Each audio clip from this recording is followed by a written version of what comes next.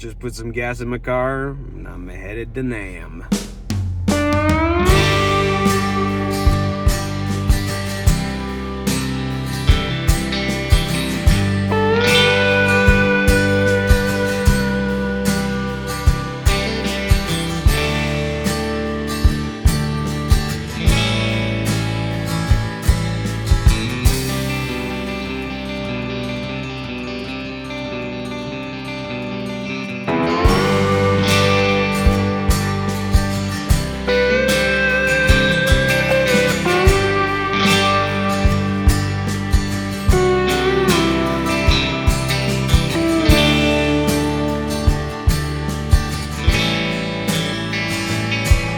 What's up, everybody, and welcome back to the channel. Today we're talking about my trip to the NAMM show. For those of you who don't know what NAMM stands for, it is the National Association of Music Merchants, and it is essentially a convention where all the music manufacturers get together and debut a lot of their new products. A lot of boutique builders or smaller builders, pedal companies, what have you, will have booths where they display their products and you can try them out. And it's really, imagine Comic-Con, but for musicians. And we're not just talking about guitarists or bassists. I mean, there are orchestral instruments and makers, pro audio. There's all sorts of people there who are just trying to put their products or debut their products to the world, and it's really, really awesome.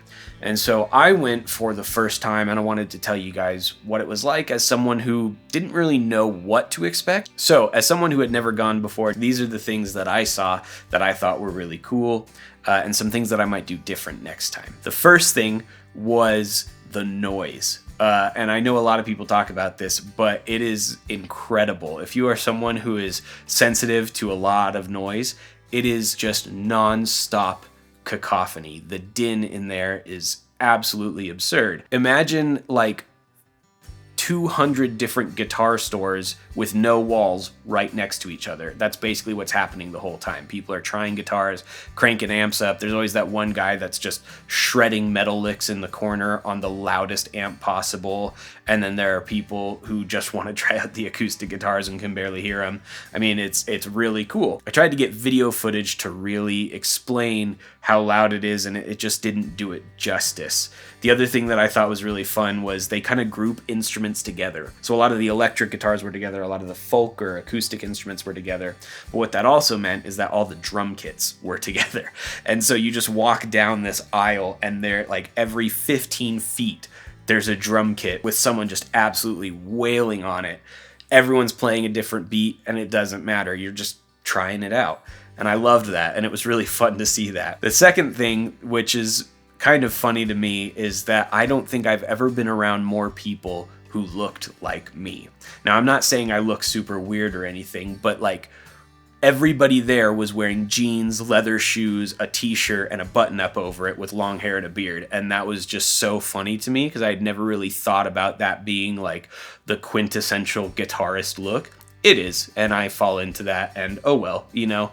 But it was also kind of this renewing sense of like, these are my people, you know, this is where I belong, which is really nice to feel a part of that community. The third thing, and this is probably where we get into things that are really important, which was the access to all of the instruments and builders that you've ever wanted to try. Not just the main big hitters like Martin or D'Angelico or, you know, what have you, all of those guys, but smaller builders like Novo Guitars out of Nashville. I've always wanted to try one of their guitars, and I got the opportunity to do so there, and it was awesome. There were also pedal manufacturers who you've never heard of, and yet they're putting out incredible products. I tried so many pedals that just made me smile right away. It was really, really cool. And in my opinion, it was probably worth it to go just for that, just to try out those new products and see what people are doing. The fourth thing that I'd say was really fun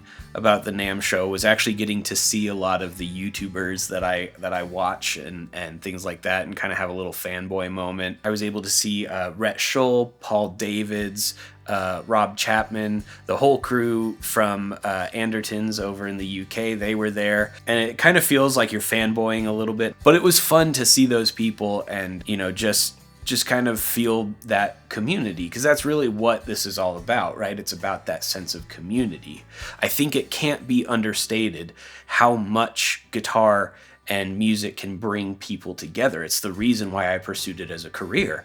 It's changed my life in so many ways, where I recognize the power that it has. And guitarists especially, man, we're a tight-knit community. We fight amongst each other a lot about, which speaker sounds best with which amp, or which pick is the best pick, or whether or not it's worth it to replace your frets, or, go to the message boards. You know exactly what I'm talking about. But this community is one where if you find someone that also plays guitar, regardless of their skill, you'll always have something to talk about. And that was the general feeling there. Everyone was just so friendly, and it was awesome. That kind of leads us directly into the last thing that I'll say about NAMM that I thought was really, really cool, which is that, honestly, the atmosphere was so fun and laid back. What I mean by that, and why I say it was so fun, is that there are often times where I've been in guitar stores and you feel like the salesperson is kind of like just edging towards you and leaning over your shoulder and kind of wants you to move on. I didn't feel that at a single booth. Everyone wanted you to stop at their booth and talk to them and play their guitars and show you what they're doing, which is really, really cool as a guitarist who has had that feeling, as many of you probably had, where you feel like everyone is kind of just waiting for you to leave or to stop playing. I didn't feel that once at this show. Everyone wanted you to keep trying their products. It was awesome. Now, this is where we get into the section of things that I might change or do differently, or just things that you should be aware of if you want to go to NAMM. Number one, parking can be, in a word, atrocious. It's actually kind of insane how the first day I decided to go, and I hit some traffic on the way out there because, it's LA, you're going to hit traffic. But then the parking lot took like a solid 45 minutes to just get into. Once you were in the parking lot, it was fine. But just getting into that parking lot was gnarly.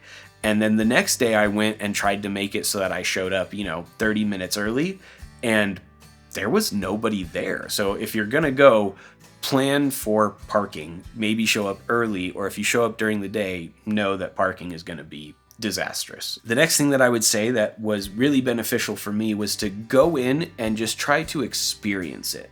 I had a lot of panels that I wanted to check out and a lot of things that I wanted to do, and what I quickly found when I got there was that there's so much going on that the panels kind of fell to the back of my mind. I just wanted to run around and try all the guitars. Now, maybe it'll be different next year when maybe I've seen a little bit more or something like that, but overall, it was just, there was so much going on. I picked like 2 panels that I really felt strongly about and went and visited those, but then spent the rest of the time on the floor just playing, trying, networking, all that fun stuff. That's not to say that the panels aren't worth it, because the 2 that I did attend were awesome. I learned so much. But understand and know that there's kind of there's a lot there, and it can be a little overwhelming. Definitely take breaks as well. There were often times where I just took a step outside where there were no more guitars being played, sat down, and just kind of hung out for a little bit. The very last thing that I'll say that I'd probably do a little differently when I go next year is I probably would honestly try more things. I feel like the first day I was very timid and didn't really know. I mean, like I said, it's overwhelming, but I just kind of hung back and just wanted to look at everything. You can't really know what the product does until you try it, which is like, duh. But, I'm the kind of person where I don't want to be in everyone's business. I don't want to like be an inconvenience. No, they're there for you. They're there because they want you to try everything. They want you to experience their product because they know that's how guitarists work. They try the product, they buy the product. And again, that might sound really dumb, and it does even as I say it, but these people want you to try their product because they understand that if you try their product, you're more likely to buy it. It worked for me. I mean, there are so many products that I walked away with from the NAMM show going, oh man, I gotta try that, I gotta buy that when it comes out. So, take the opportunity to try out whatever you can. this is a safe space. It is probably the safest space to try out different guitars, to try different pedals, to try the amps that you've always wanted to, and just see how they feel. So there you have it. I just wanted to come on here and share my experience and give some advice for next year. Hopefully I take my own advice as well. But honestly, the NAMM show was incredible, and I recommend everyone go if you're passionate about guitar. I will be posting a video next week about the products that surprised me the most, that were kind of things I hadn't really thought of before, or were just unique and interesting beyond, you know, the kind of stuff that we normally all see. And I'm sure there's also more products that I missed. Like I said, it was chaotic. Thanks for watching. Feel free to like and subscribe, click the bell. Hope you enjoyed it, and we'll see you around.